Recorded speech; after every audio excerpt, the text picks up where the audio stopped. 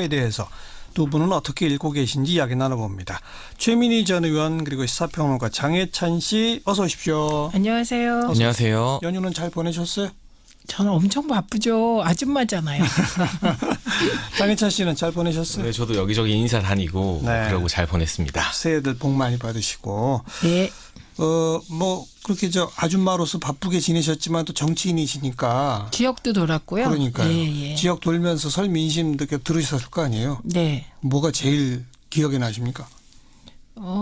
솔직히 얘기하면 거의 지역에 가면 이제 평창올림픽 네, 중계 네. 보고 계셨어요. 네. 그리고 일희일비하고 계셨어요. 그렇지. 우리 이기면 선수들이 좋아하고. 잘하면 정말 너무 기뻐하시고 네.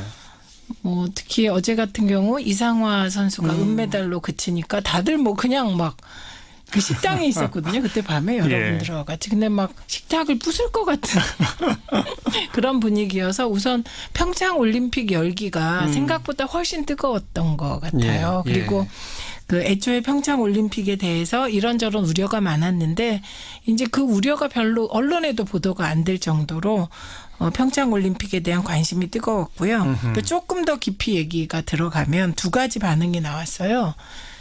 문재인 대통령이 생각보다 훨씬 잘한다는 어른들의 여론이 일부 있었고요. 예. 그다음에 나머지 걱정하시는 건 최저임금이 너무 급하게 그 많은 액수를 급하게 올리다 보니 부작용이 있다. 그래서 이 얘기를 저는 많이 들었습니다. 아무래도 지역구에서 주로도 자영업자나 소상공인들을 네, 많이 네. 만나잖아요. 네. 그분들이 이제 최저임금 걱정을 하더라. 네. 네.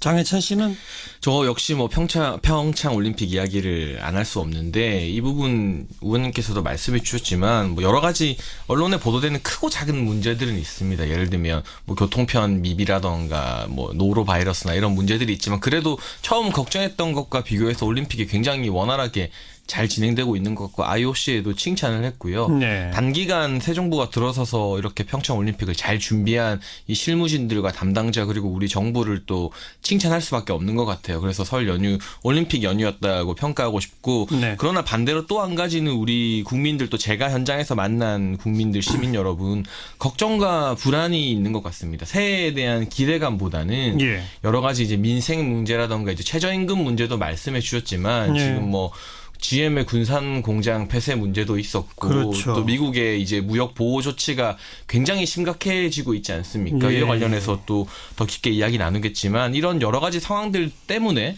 그리고 미국발 이제 금리 인상이 예측되고 있고 그러면 우리도 금리를 올리게 되고 부동산 시장이나 이런 것들도 큰 영향을 받을 수밖에 없거든요. 그래서 네. 새해를 맞이하면서 평창 올림픽 때문에 기쁜 마음도 절반이지만 많은 국민들이 경제적인 부분에서는 기대감보다는 걱정과 불안, 근심을 하고 계시는 게 아닌가 싶어서 저도 마음이 좀 무거웠습니다. 근데요, 지금 말씀하신 GM 군산공장 예. 폐쇄 문제는 사실 제가 지역을 쭉 돌았는데 아직까지는 그게 이렇게 체감되지 않는 것 같았어요. 아마도 우리 장 평론가께서 만난 분들은 정치에 좀 관심이 있는 또래 집단이거나 그렇지 않았나 싶습니다. 그렇죠, 그래서 그렇죠. 그게 아직 그 여론으로까지 군산공장 폐쇄 문제가 막 걱정이 되고 예. 이런 건 아니었고 또 미국의 금리 인상 문제도 일부 식자들은 걱정을 하는데 이것도 아직 체감되는 것 같지는 않았습니다. 바닥 민심에서. 네. 오히려 그거보다는 지방선거에 누가 나오냐 이런 정치적인 이슈들은 좀 얘기가 되는 것 같았고요.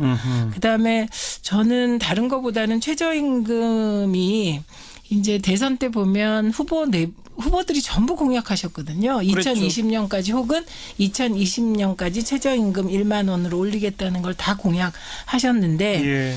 그 약속을 지키려면 큰 폭으로 확 올리지 않으면 안 되는 거라 이제 문재인 대통령께서 문재인 정부가 최저임금을 7,530원으로 올렸는데 이에 대한 걱정은 정말 많이 들었습니다. 그러니까 최저임금이 인상돼야 되고 4대 보험에 근로자들이 다 가입해야 되고 그래서 노동자들이 걱정 없이 살아야 되고 더 올려야 된다고 생각하는데 동의는 하는데 예, 그 관념적 혹은 가치적으로는 동의가 되는데 네. 현실에서는 참 따라가기 힘든 많은 문제가 있다. 이런 지적이 주로 이제 중소상공인들 그리고 특히 이건 약간 놀라운 지점이기도 한데 최저임금의 수혜자라고 생각되는 알바생이라든지 예. 그 노동자들에게서도 전 같은 얘기를 들었습니다. 그래요? 예, 결과적으로 최저임금이 노동시간 단축을 가져왔는데 아하. 그 노동시간 단축으로 인해서 최저임금은 올랐지만 나의 전체 파이가 오른 것 같진 않다. 예. 그리고 4대 보험을 지금까지 가입하고 있지 못하다 가입하는 경우가 있잖아요.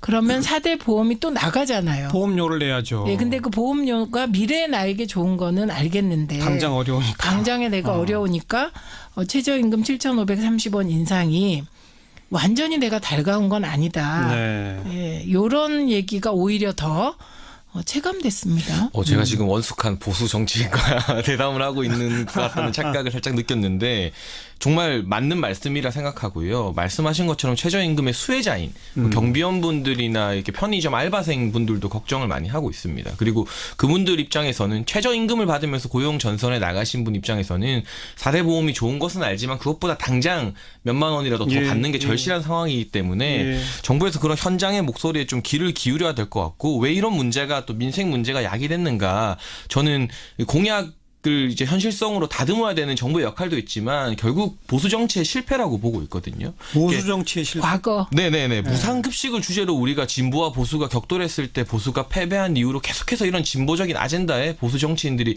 끌려가는 모습을 보였습니다. 말씀하신 대로 시기는 2020년이다, 뭐 2022년이다 약간의 차이가 있었지만 지난 대선에서 보수 후보들조차도 최저임금 10,000원이라는 다 공약 큰 틀의 아젠다는 공약으로 내걸었거든요. 예. 근데 그때 서로 좀 비난을 받고 다른 길을 세우더라도 이런 현실적인 문제를 미리 제안하고 비판을 했다면 지금 비판이 더 설득력이 있을 텐데 그때 어쨌든 공약으로 끌려가 놓고 이제 와서 현실성이 없다 비판하니까 국민들이 그 비판에 동의하면서도 네. 보수 정치인들이 신뢰할 수 없는 거 아니겠어요? 그래서 이 당장의 어떤 정치적 이익 셈법만 가지고 어떤 진보적인 아젠다에 끌려갈 게 아니라 보수 정치인들이 과연 보수적인 정책이 무엇인가에 대해서 고민하지 않았다. 그 부분이 이런 민생의 문제를 야기한 중요한 원인 중 하나라고 또 저는 생각하고 있습니다. 근데 이 부분은 네. 최저임금 문제를 진보 보수로 보기에는 무리가 있습니다. 이거는 민생 문제에 가깝기 때문에 민생에 대한 답을 이게 이념적으로 7,530원으로 올리겠다 이게 아니거든요. 네. 그러니까 그리고 보수 정치인들이 최저임금 1만 원을 2020년 혹은 2022년에 공약했다고 해서 이게 진보 의제를 따라갔다는 것도 좀 무리가 있는 평가 같아요. 그래서 이거는 오히려 전반적으로 노동 문제, 노동 측의 어떤 복지 문제나 노동 측의 그 조건 개선 문제에 대해서 우리 정치가 전부 보수적이었던 것이죠. 네. 그래서 저는 제가 지금 현장의 목소리를 있는 그대로 이 방송을 통해서 전하는 것도 예. 오히려 이제 그 정치권에 드리고 싶은 메시지는 이게 보수 진보의 문제가 아니라 최저임금 1만 원은 가야 되는 지향점은 맞다. 근데 예, 그런데 그 가는 보완책. 과정에서 좀 더 예를 들면 그 안정기금 지원 그러니까 그 자영업 등 지원기금 3조 원으로 예. 해결될 수 있는 문제냐. 예, 예. 그래서 이런 디테일에 대해서 조금 더 여야나 정치인들이 관심을 가져야 된다는 측면에서 말씀드린 거고요. 예. 그래서 예를 들면 손학규 전 후보가 얘기하셨던 저녁이 있는 삶. 네. 저는 그걸 동의하지 않는 분은 없다고 생각해요. 그런데 저녁이 있는 삶이 결국은 좋은 구호인데 실패한 구호가 돼버렸잖아요. 네. 그것은 그 저녁이 있는 삶을 실현할 수 있는 계층이 되게 협의했기 때문이라고 생각해요. 그러나 지향으로서 저녁에 있는 삶을 반대하는 분은 없을 것 같거든요. 그래서 자영업자들이나 그 노동자들이 제기하는 문제도 좀 더 실질적인 대책을 국회와 정부가 내놔라였어요. 네. 예, 그래서 반대한다가 아니라 네, 반대가 아니었어요. 양쪽 추가 다. 보완 대책을 해라. 네, 근데 그 보완 대책이 이제는 좀 더 실질적이고 피부에 와 닿았으면 좋겠다 이런 네. 거여서 네네. 저는 여야 그 정치인들이 이거 가지고는 정쟁하지 말고 실질적인 보완 대책을 오히려 자유한국당이 더 빨리 내놨으면 좋겠습니다. 장혜찬 씨 어떻게 보세요? 좀 말씀하신 것과 조금 결이 다른 게 네. 우선 저는 이 최저임금 1만 원이 언젠가 가야 될 목표점이라 하더라도 이것이 지난 대선에서의 어떤 쟁점 사안이 된 것은 결국 이 알바노조와 정의당의 어떤 정치적인 구호에 민주당이 끌려가고 그 자유한국당이 대안을 제대로 내세우지 못했던 이 정치적 슬로건에 멋지게 한판 보수 정치가 당한 실패의 결과라고 보고 있고요. 여러 가지 이제 뭐 10,000원을 언제까지 가느냐는 차후 정치권에서 정부에서도 좀 고민을 더 많이 할 것 같습니다. 왜냐하면 네. 이번에 7,500원 가량으로 올렸는데 이런 파열음이 곳곳에서 나고 있기 때문에 속도 조절을 하지 않을 수 없는 상황인 것 같은데 지금 뭐 3조 정도의 일자리 기금으로 최저임금 인상분을 보전하고 있고 이게 아마 2019년에도 동일하게 이 일자리 기금이 조성될 예정이고 이 예산이 언제까지 쓰여야 될지 아무도 모르고 있습니다. 예. 결국 이 3조의 일자리 기금 정부에서 내놓은 대책 자체는 상당한 졸속 행정이다는 게 현장의 자영업자들 사이에서도 나오고 있는 목소리이기 때문에 이왕 7,500원으로 올렸다면 이 충격을 완화할 수 있는 뭐 당장 세금 써서 일자리 기금 보전해 주는 게 아니라 말씀하신 것처럼 정말 이 충격을 어떻게 완화할 수 있는지 자유한국당도 그리고 더불어민주당도 머리를 맞대야 될 것 같고 7,500원으로 올렸는데 이렇게 파열음이 났으면 2020년 10,000원이 공약이라 하더라도 그 공약을 지키는 게 국민들 전체의 삶에 플러스가 아니라면 정부에서도 또 대통령께서도 한번 원점에서 놓고 고민해 볼 때가 되지 않았나 하는 아니 생각이 이거는 그러니까 이미 잠깐만요. 그러니까 예. 속도 조절이 불가피하다는 게 장해찬 씨 생각인 거죠? 그렇죠. 최민희 전 의원은 속도 조절론이 지금 정부 내에서도 조금 이미 나오고 나왔고요. 있어요. 이미 예. 나왔고 이건 이제 김동연 부총리가 답하기를 내년에도 그럼 일자리 기금을 마련할 거냐 지원 기금을 그랬을 때 그거는 이번에 운영해 보고 그 결과에 따라 판단해 봐야 된다고 답한 바가 있습니다. 그렇습니다. 그러니까 그런 얘기는 너무 당연한 얘기인 것이고요. 예, 그런데 예. 이런 문제를 무슨 알바노조나 어디에 그 아젠다 세팅에 밀려서 뭐 보수 정치가 한판 패했다 뭐 저는 이런 식의 접근으로는 그 디테일한 대안이 나오기 힘들다고 봅니다. 알겠습니다. 예. 그 장해찬 씨가 보수 논객을 자처하시는 분이라서 아마 저런 얘기를 좀 일부러 강조하시는 거라고 저는 좀 네. 해석을 하고요. 네. 아무튼 두 분한테 들은 이 설 민심, 올림픽 이런 연휴 명절 연휴 기간에 올림픽 중계를 하니까 편한 마음으로 더들 빠져드시더라. 이제 그런 얘기. 그다음에 최저임금에 대해서는 정말 많은 분들이 고민들을 하고 있더라는 얘기 들었는데 제가 요구한 설 민심은 정치권에 대해서 뭐라고 하든가 그런 얘기들 좀 후반부에 해봅시다. 정치권에 대해서 뭐라고 하든가요? 저 같은 경우는 지금 이제 뭐 바닥 민심에서는 미국의 어떤 무역 보복이라던가 뭐 군산 이런 GM 공장 폐쇄 사건 같은 것들이 아직까지 퍼지지 않았다고 말씀하셨지만 저는 이제 설 연휴가 이제 끝나지 않았습니까? 이번 네. 주 다음 주 되면 될수록 이런 부분들에 대한 어떤 불안감, 문제점들이 지금 뉴스가 새로운 뉴스로 많이 올라오고 있고 이제 나오겠죠. 네, 예. 국민들 사이에서 이 민생에 대한 불안과 걱정이 좀 많이 퍼질 것 같아요. 예. 그리고 오늘 이제 문재인 대통령께서 미국의 이런 경제 보호 조치, 보호무역 조치에 대해서 단호하게 대응하라는 지시를 하셨는데 구체적으로 어떻게 단호하게 대응할지에 대한 해결책이 사실은 마땅치 않은 굉장히 어려운 상황입니다. 이거는 네. 뭐 정치적으로 누가 이득이냐, 뭐 득실이냐 이런 걸 떠나서 우리 국가가 당면한 굉장히 어려운 과제에 있는데 이 부분에 대해서 또 여야가 어쨌든 계속 국회 파행을 하다가 어떻게 합의를 해서 국회를 재개하기로 했지만 네. 정치권이 어떤 답을 내놓는지 그리고 우리 정부가 어떤 모습을 보이는지에 대해서 이 국민들이 좀 많은 실망과 기대를 뭐 번갈아 가면서 하게 될 것 같아서요. 정치권이 이 2월 남은 기간을 어떻게 보내느냐가 상당히 중요한 것 같고 문재인 대통령 하락하던 지지율이 지금 평창 올림픽 계기와 설 연휴 계기로 60% 초반에서 머무르고 있습니다. 그러나 이번 일주와 다음 주 이 미국의 특히 저는 미국의 이 보호무역 조치가 상당히 중요한 이슈가 될 것으로 보고 있는데 예. 이 부분 미국과의 이 외교적인 난제를 어떻게 푸느냐에 따라서 이 지지율이 과연 답보할지 아니면 다시 50%대로 하락하게 될지도 갈릴 변곡점으로 보고 있습니다. 앞으로에 대한 얘기를 하셨는데 네. 딴 데에 비해서 명절에 그 가족들 모이면 정치 얘기도 조금씩 하시던데 요즘은 잘 안 하나 보죠?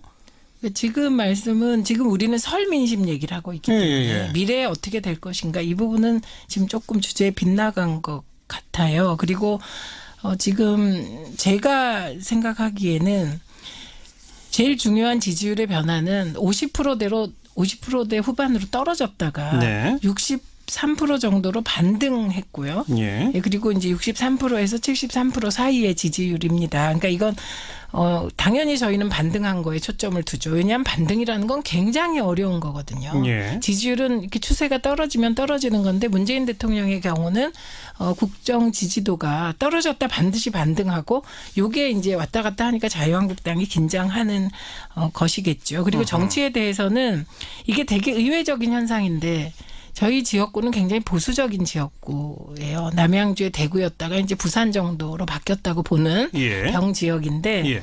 거기에 그것도 도농복합의 농촌 지역의 50대 중장년층들이 생각보다 문재인 대통령이 너무 잘 대처하고 있다.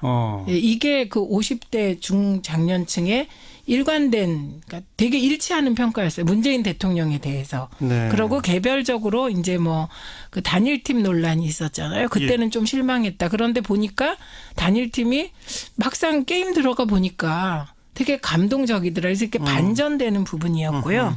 그다음에 이걸 아셔야 될 것 같아요. 자유한국당이나 보수는 지금 국민들 마음속에 보수적인 유권자들도 보수의 망가짐, 그 보수의 폐허 위에서 정치를 바라보고 있기 때문에 저는 이번에 다니면서 단 한 명도 홍준표 대표를 긍정적으로 평가하는 보수적인 유권자를 못 만났습니다. 네네. 그래서 저는 지금은 자유한국당이나 뭐 홍준표 대표님이나 등등 뿐만 아니라 바른미래당에 대해서도 정말 관심이 없었어요. 아예 관심이 네, 없다. 관심조차 없어서 이슈에 오르지도 않았어요. 그건 저희 집안에서나 혹은 저는 계속 이제 지역을 돌았으니까요. 네. 그래서 지금 문재인 대통령 흔들기나 미래의 불안을 가지고 또 현실의 문재인을 흔들거나 이런 거보다는 지금 보수 유권자들이 간절히 바라는 건 뭔가 보수가 좀 품격 있게 달라지기를. 최소한 막말은 안 했으면 좋겠다. 네. 이 얘기를 가장 많이 들은 것 같고 심지어 저는 많은 분들에게 지금 문재인의 최고 도우미는 홍준표 아니냐 이 얘기를 그냥 막 노골적으로 하셔서 제가 할 말이 없는 도움이라고 해요? 네 그런 표현까지 쓰실 만큼 예. 지금 오히려 절실한 건 보수고 예. 그다음에 나머지 문제들 예를 들면 한국 GM 그 군산공장 폐쇄건도 이게 군산공장이 적자가 나기 시작한 게 어제 오늘이 아니에요. 10년 동안 진행된 거거든요. 그래서 이거는 정쟁의 사안이 진짜 아니라는 거. 그 얘기는 좀 뭐 따로 좀 네, 짚어야 할 등등. 문제고요. 네. 지금 그 최민희 전 의원 얘기한 거 장혜찬 씨 어떻게 생각하세요? 사실 정치인들은 비판이나 욕을 먹더라도 자꾸 인구의 회자가 돼야 되는데 제가 아예 관심이 없더라 이런 얘기는 어떻게 생각하세요? 최 의원님 말씀 참 뼈아픈 지적에 동의하는 부분은 보수 정치, 보수 정당 자체가 국민들의 관심에서 많이 비껴나 있다. 이 부분에 대해서 많이 그러니까요. 동의를 하고 있고요. 아예 거론조차 실제로 안 한다. 네, 어떤 이 지금 문재인 정부나 민주당의 정책에 찬성하지 않는 국민들도 그렇다고 해서 자유한국당을 지지하느냐 또 바른미래당을 지지하느냐 그게 아니기 때문에 지금 이 지지율 격차가 정당 지지율에서도 이렇게 더블 스코어 가까운 격차가 나는 것은 정말 뼈아픈 지적이고 그걸 우리 더블이라고 말하면 안 될 것 같아요. 더블 플러스 알파라고 그러면 예. 우리 보수 정치인들도 좀 귀담아 들었으면 하는 부분인데 제가 왜 설민심 이야기하면서 미래적인 이야기를 했느냐 그것은 지금 제가 느끼기에는 이 문재인 정부에 대해서 뭐 이런 분들이 자유한국당을 지지한다는 것은 아니지만 뭐 어떤 문재인 정부를 긍정적으로 봤던 지난 1년 동안 적폐청산 시원하게 하는 부분 뭐 최순실 씨나 박근혜 전 대통령 뭐 관련된 여러 관련자들이 재판받는 부분을 이제 지켜보고 지지해줬던 분들이 이제부터는 과거 정권의 적폐청산보다는 앞으로의 미래 민생 정말 내 삶에 와닿는 정권 교체 효과 그것을 이제 기대하고 있거든요. 그렇기 네. 때문에 이 미래적인 어떤 미래에 대한 기대와 어떤 걱정을 동시에 가지고 지켜본다는 자세인 것 같아요. 지금 지지율이 떨어지다가 반등한 게 저는 요 60% 초반에서 머무르고 있는 지지율이 지금 뭐 당연히 그럼에도 불구하고 높은 지지율이지만 알겠습니다. 미래가 예. 정말 저는- 국민들의 이슈로 다가왔던 저는 뭐 겁니다. 두 분 의견이 거의 대동소이하다고 생각합니다. 네, 저는 이미 문재인 대통령께서 올해는 내 삶을 바꾸는 예. 그런 정부가 되겠다고 하셨고, 그다음에 이제 여러 가지 우리 앞에 당면한 문제들이 당장 평창올림픽과 패럴림픽 끝나면 한미합동 군사훈련을 어떻게 할 것인지 예. 또 윤여정이 특사로 와서 제안한 남북 김여정. 김여정 죄송합니다. 김여정이 이제 제안한 그 김정은이 제안한 남북 정상회담은 네. 어떻게 할 것인지 네. 뭐 여러 가지 해결해야 될 문제가 있다고 생각해요. 그런데 그 해결해야 될 문제에 대해서 그 수많은 흔들림 속에서 문재인 대통령이 평창올림픽을 이렇게 평화올림픽으로 수행했듯이 예. 저희는 잘하길 기대하죠. 알겠습니다. 예. 그 설민심 몇 마디로 요약하자면 정치권에 대한 얘기만 하자면 뭐 문재인 정부 잘하고 있다. 숫자로 다 확인되고 있는 거니까요. 보수 정치 지금 별로 입에 올릴 만한 대상이 못 되는 것 같다. 다시 거듭나야 한다. 뭐 이거 맞는 얘기고요. 앞으로 정부는 또 정치권은 민생 문제 해결해서 뭔가 실력을 보여줘야만 된다. 네. 세 마디는 다 뭐 너무나 지당한 얘기 아니겠습니까? 네. 근데 이제 그 근데 실력을 잠깐만요. 네. 선거가 다가오고 있는데 그런 얘기는 요즘 잘 안 하죠. 아직은. 네, 지방선거에 열기가 대한 별로 관심은 없죠. 상대적으로 떨어지고 떨어지죠. 다만 오히려 이제 바닥에서는 뭐 서울시장이 누구다 이건 서울시의 관심 같아요. 옛날하고 굉장히 달라진 지점은 예. 예전에는 전국이 다 서울시장에 관심이 많았잖아요. 근데 이제는 진짜 우리 지역의 자치단체장이 누가 될까 요렇게 국한돼서 이건 어쩌면 이제 지역 자치에 대한 인식이 체화된 게 아닐까. 네, 그래서 관심은 되게 이렇게 관심이 다양화되고 세분화되는 느낌? 그래요. 네, 그리고 과거처럼 뭐 긍정적이네요. 대선이 아니니까 예. 뭐 예를 들면 대권 후보들이 어디서 뛴다 이것도 저희는 경기도 지역이잖아요. 네, 그러니까 네. 경기도에 대해서는 한두 마디 관심이 있어요. 근데 예전처럼 막 대권 후보가 있는 어떤 지역 그런 얘기는 하나도 안 나오던데요. 지금 사실 국민들이 재미가 있으려면 비등비등한 라이벌 관계가 형성이 돼야 선거에 대해서 이야기를 하고 또 누가 된다 재미가 있는데 예. 뭐 민주당에서 최근 지도부에서 이제 샴페인 함부로 터뜨리지 마라 일찍 터뜨리지 말라는 말씀하셨다는 기사도 나오고 있지만 한때는 뭐 17개 광역단체장 선거 싹쓸이 한다는 가능성 그런 이야기까지도 나왔었거든요. 그런 적 없어요. 상당히 어쨌든 우세에 있는 건 확실한 상황입니다. 예, 그렇기 때문에 이 어떤 보수의 단일 후보들이 각이 나오고 비등비등한 1대1 구도가 형성되기 전에는 이 지방선거 자체가 아직까지 국민들의 관심을 받기에는 조금 네. 이른 타이밍인 것 같고 이 정부의 국정 운영 방향에 대한 관심이 더 많은 것 같습니다. 좀 아까 두 분 잠깐씩 언급하시다가 뭐 국회도 그동안 약간 공전이었는데 뭐 다행히 이번에 다시 열기로 뭐 이런 표현도 쓰셨잖아요. 국회가 열고 있는지 파행인지에 대한 관심도 정말 없더라고요. 일반 국민들께서. 없고요. 그리고 오늘 우원식 대표가 어쨌든 우리 법사위에서 민주당 의원들이 권성동 법사위원장 사퇴를 주장하면서 파행된 건데 그렇죠. 이제 더 이상 민주당이 권성동 법사위원장의 거취를 얘기하지 않겠다. 네네. 그리고 그거에 대한 그 과거에 법사위원장 사퇴를 요구했던 것에 대해서 유감 표명을 했잖아요. 예. 그래서 정상화된 것이거든요. 예. 그런데 저는 이런 그 민주당의 양보에 대해서 민주당의 그 열성 지지자들이 되게 반발하고 계세요. 그럴 수 있죠. 그런데 여당이기 때문에 예. 또 우원식 원내대표는 그렇게 할 수밖에 없거든요. 왜냐하면 네. 그 아동수당 관련한 법안 등 민생 법안이 산적해 있는데 국회를 가동시키지 않으면 결국은 그 부담은 최종적으로는 여당에게 돌아오기 때문에 그렇죠. 오늘 우원식 대표가 그런 사과하면서 되게 마음이 아팠겠다. 저는 이렇게 생각이 들더라고요. 저는 뭐 그 부분은 민주당이 잘 유감 표명한 거 잘한 거라 보고 자유한국당에서도 뭐 더 이상 거론하지 않고 국회 재개하는 것은 당연히 이제 국회가 정상화해야 될 과정이라고 보고요. 예. 제가 꼭 말씀드리고 싶은 게 국회에서 지금 여러 가지 민생 법안, 뭐 개혁 법안 처리해야 될 것들 많지만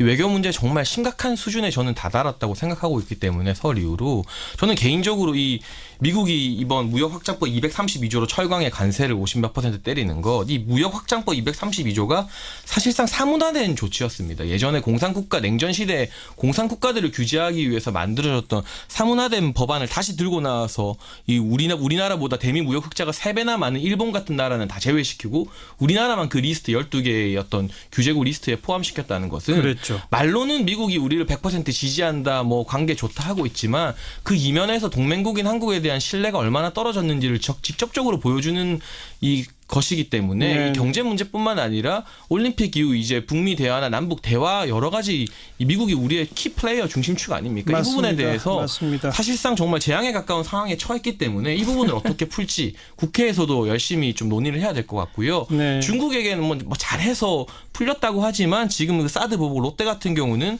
뭐 경제장관회의 이후에도 여전히 하나도 상황이 변한 것 없이 고착 상태라고 합니다. 저는 이 부분을 보면서 박근혜 정부의 외교 실패가 떠올랐는데 예. 박근혜 정부 초기에 중국에게 잘하고 미국을 좀 멀리하다가 큰 코 다쳐서 재빨리 선회하면서 여러 외교가 꼬였는데 문재인 정부도 이 박근혜 정부의 실패를 답습하는 것은 아닌지 이 부분에 대해서 정치권에서 좀 더 격렬하게 이 굉장히 주요한 이슈인 만큼 중심으로 놓고 네. 토론을 해야 될 것 같습니다. 이게 지금 장 평론가께서 자유당이 저렇게 해주길 바라는데 자유당이 자꾸 이념 논란을 일으키니까 좀 불편하실 것도 같고 예. 그 걱정도 타당하다고 생각합니다. 근데 지금 이제 철강 산업 관련하여 관세 문제는 이게 되게 지금 미국이 상무부 보고서의 내용이 보면 지금 우리 언론이 얘기하는 12개국 53% 단일안이 아닙니다. 세 가지 안이 예, 있죠. 세 가지 아니에요. 그래서 첫 번째 안은 모든 이 수입 역조가 나타나는 모든 철강 수입국 미국 입장에서 수입국에게 일괄적으로 10%를 인상하는 방안이 1번이고요. 네. 그다음에 2번이 53% 12개국 인상안입니다. 그런데 이제 우리 언론이 그 2번을 강조해서 이렇게 되면 큰일이다라고 네. 보도하고 있기 때문에 마치 길이 여기저기 다 막힌 것 같은 그런 인상을 받을 수 있을 것 같은데요. 미국이 제시한 세계 안이 지금 어느 게 결정될지는 4월 말에 결정되는 거예요. 예. 그런데 이제 미리 언론이 걱정을 해 주시니 저는 정부에서도 이 세 개 안을 가지고 이거 가능하면 결국 국익 대 국익의 대결이거든요. 그래서 이게 정치 문제와 경제 문제를 섞어서 가서 경제적인 이득을 취하려는 게 트럼프 전략으로 보입니다. 그렇죠. 예, 그거는 미국의 전략이고 예. 그런 미국의 전략을 우리가 국익을 최대화하기 위해서 1번, 2번, 3번의 선택지가 어디로 가게 할지 이게 결국 여야를 넘어서 네. 정말 총력을 기울여야 하지 않겠습니까? 저는 아직 확정이 안 네. 됐지만 전통적인 우방들 그리고 말씀하셨다시피 이게 일본이라니까. 네, 훨씬 더 많은 흑자를 보고 있는 일본도 제외된 리스트에 우리나라가 어쨌든 올라갔다는 것 자체가 이 한국과 미국의 외교의 어떤 마찰을 보여주는 증거라고 보고 있기 알겠습니다. 때문에 경각심을 가져야 될 것 오늘은 같습니다. 설 민심을 주제로 토론하기로 했는데 정책 토론으로 흘러가고 있는 것 같고요. 갑자기 이제 연휴가 끝났구나. 이런 생각이 딱 더 절실하게 느껴집니다. 두 분 얘기를 들어보니까 맞아. 우리가 지금 산적한 할 일들이 많지. 네. 남북관계, 북미관계, 통상문제, 한국 GM 그래 이제 하나하나 해결해 갑시다. 오늘은 여기까지 토론하도록 하겠습니다. 네. 최민희 전 의원 그리고 시사평론가 장혜찬 씨 수고하셨습니다. 감사합니다. 고맙습니다.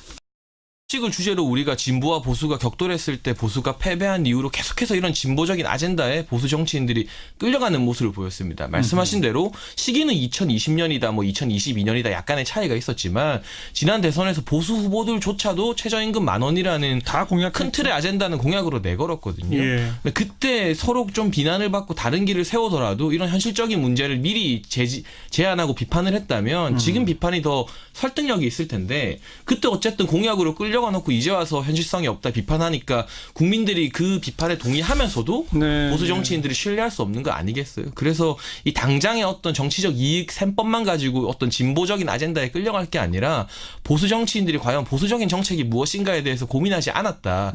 그 부분이 이런 민생의 문제를 야기한 중요한 원인 중 하나라고 또 저는 생각하고 있습니다. 근데 이 부분은 네. 최저임금 문제를 진보 보수로 보기에는 무리가 있습니다.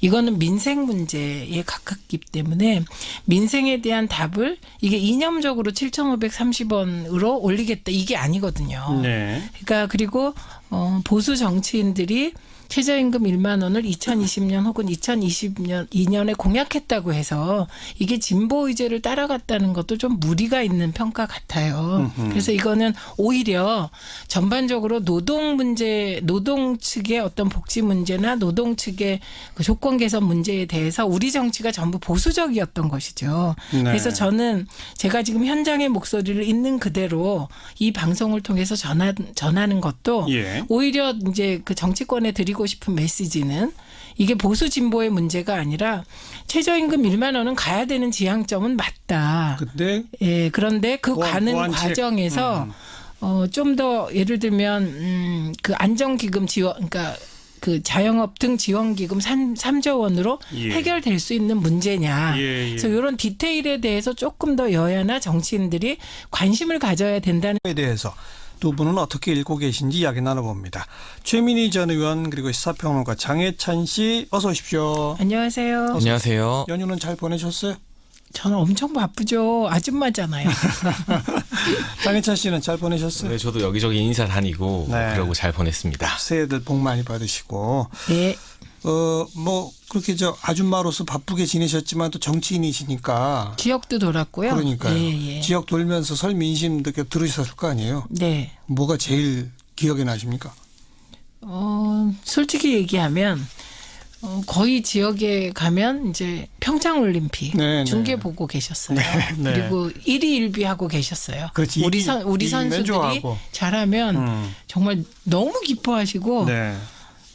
특히 어제 같은 경우 이상화 선수가 은메달로 그치니까 다들 그냥 막 그 식당에 있었거든요. 그때 밤에 여러분들하고 같이. 근데 막 식탁을 부술 것 같은 그런 분위기여서 우선 평창 올림픽 열기가 생각보다 훨씬 뜨거웠던 것 같아요. 예. 그리고 그 애초에 평창 올림픽에 대해서 이런저런 우려가 많았는데 이제 그 우려가 별로 언론에도 보도가 안 될 정도로 평창 올림픽에 대한 관심이 뜨거웠고요. 또 조금 더 깊이 얘기가 들어가면 두 가지 반응이 나왔어요.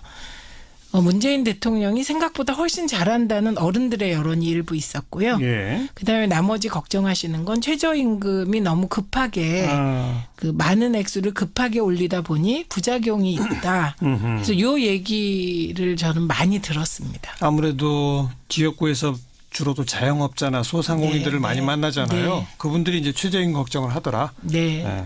장해찬 씨는 저 역시 뭐 평창 올림픽 이야기를 안 할 수 없는데 이 부분 의원님께서도 말씀해 주셨지만 뭐 여러 가지 언론에 보도되는 크고 작은 문제들은 있습니다. 예를 들면 뭐 교통편 미비라던가 뭐 노로 바이러스나 이런 문제들이 있지만 그래도 처음 걱정했던 것과 비교해서 올림픽이 굉장히 원활하게 잘 진행되고 있는 것과 IOC에도 칭찬을 했고요. 네. 단기간 새 정부가 들어서서 이렇게 평창 올림픽을 잘 준비한 이 실무진들과 담당자 그리고 우리 정부를 또 칭찬할 수밖에 없는 것 같아요. 그래서 설 연휴 올림픽 연휴였다고 평가하고 싶고 네. 그러나 반대로 또 한 가지는 우리 국민들 또 제가 현장에서 만난 국민들 시민 여러분 걱정과 불안이 있는 것 같습니다. 새해에 대한 기대감보다는 예. 여러 가지 이제 민생 문제라던가 이제 최저임금 문제도 말씀해 주셨지만 예. 지금 뭐 GM의 군산 공장 폐쇄 문제도 있었고 그렇죠. 또 미국의 이제 무역 보호 조치가 굉장히 심각해지고 있지 않습니까? 예. 이와 관련해서 또 더 깊게 이야기 나누겠지만 이런 여러 가지 상황들 때문에 그리고 미국발 이제 금리 인상이 예측되고 있고 그러면 우리도 금리를 올리게 되고 부동산 시장이나 이런 것들도 큰 영향을 받을 수밖에 없거든요. 그래서 네. 새해를 맞이하면서 평창 올림픽 때문에 기쁜 마음도 절반이지만 많은 국민들이 경제적인 부분에서는 기대감보다는 걱정과 불안, 근심을 하고 계시는 게 아닌가 싶어서 저도 마음이 좀 무거웠습니다. 근데요, 지금 말씀하신 GM 군산공장 예. 폐쇄 문제는 사실 제가 지역을 쭉 돌았는데 아직까지는 그게 이렇게 체감되지 않는 것 같았어요. 아마도 우리 장 평론가께서 만난 분들은 정치에 좀 관심이 있는 또래 집단이거나 그렇지 않았나 싶습니다. 그렇죠, 그래서 그렇죠. 그게 아직 그 여론으로까지 군산공장 폐쇄 문제가 막 걱정이 되고 예. 이런 건 아니었고 또 미국의 금리 인상 문제도 일부 식자들은 걱정을 하는데 이것도 아직 체감되는 것 같지는 않았습니다. 바닥 민심에서. 네. 오히려 그거보다는 지방선거에 누가 나오냐 뭐 이런 정치적인 이슈들은 좀 얘기가 되는 것 같았고요. 그다음에 저는 다른 것보다는 최저임금이 이제 대선 때 보면 후보들이 전부 공약하셨거든요. 그랬죠. 2020년까지 혹은 2020년까지 최저임금 1만 원으로 올리겠다는 걸 다 공약하셨는데 예. 측면에서 말씀드린 거고요. 예. 그래서 예를 들면 손학규 전 후보가 얘기하셨던 저녁이 있는 삶. 네. 저는 그걸 동의하지 않는 분은 없다고 생각해요. 그런데 저녁이 있는 삶이 결국은 좋은 구호인데 실패한 구호가 돼버렸잖아요. 네. 그것은 그 저녁이 있는 삶을 실현할 수 있는 계층이 되게 협의했기 때문이라고 생각해요. 그러나 지향으로서 저녁에 있는 삶을 반대하는 분은 없을 것 같거든요.